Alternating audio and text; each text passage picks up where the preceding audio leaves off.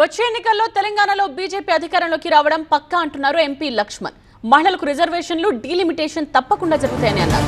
కాంగ్రెస్ కు రేవంత్ చివరి ముఖ్యమంత్రి అంటూ జోసేన్ చెప్పారు.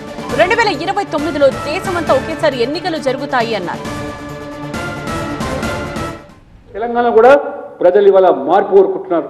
రెండు పార్టీల పట్ల విసిగిపోయినారు. బీఆర్ఎస్, కాంగ్రెస్, అవినీతి పార్టీలు, కుటుంబ పార్టీలు, వారసత్వ రాజకీయాలు నడిపే పార్టీలు ఏ రకంగా భ్రష్టు పట్టించాయి రాష్ట్రాన్ని. అబద్ధాల పునాదుల మీద వీరు ఎన్నికల్లో గెలిచి వచ్చి ఇవాళ ఆ అబద్ధాల పునాదుల మీదనే ఈ ప్రభుత్వం నడుపుతున్నారు. కానీ వాస్తవాలు ఇవాళ ప్రజలు గమనించారు. కాబట్టి ఇవాళ మోదీ గారు చెప్పింది చేసే వ్యక్తిగా, చేయగలిగింది మాత్రమే చేసే వ్యక్తిగా మోదీని ఇవాళ ప్రజలు వాళ్ళకు గుర్తిస్తున్నారు, ఆరాధిస్తున్నారు. కాబట్టి ఖచ్చితంగా వచ్చే 2029 ఎన్నికల్లో మహిళా బిల్లు రావడం ఖాయం, మహిళలకు చట్టసభలో రిజర్వేషన్ 33% రాయడం ఖాయం.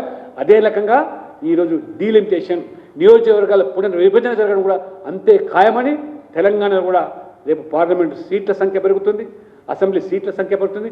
మరొకటి అదే రకంగా వన్ నేషన్ వన్ ఎలక్షన్ కూడా ఖచ్చితంగా తెలంగాణ కూడా 2029లో అమలు జరిగి తీరుతుందని చెప్పి కూడా నేను పూర్తి భరోసాతో ఈ తెలంగాణ ప్రజలు కూడా నేను స్పష్టం చేస్తా ఉన్నాను.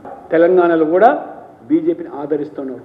కాబట్టి నేను ఇంతకుముందు చెప్పినట్టుగా ఇది తెలంగాణలో కాంగ్రెస్ చివరి గవర్నమెంటు, చివరి ముఖ్యమంత్రి. ఖచ్చితంగా రేపు బీజేపీ ముఖ్యమంత్రి, బీజేపీ ప్రభుత్వం రావడం ఖాయం.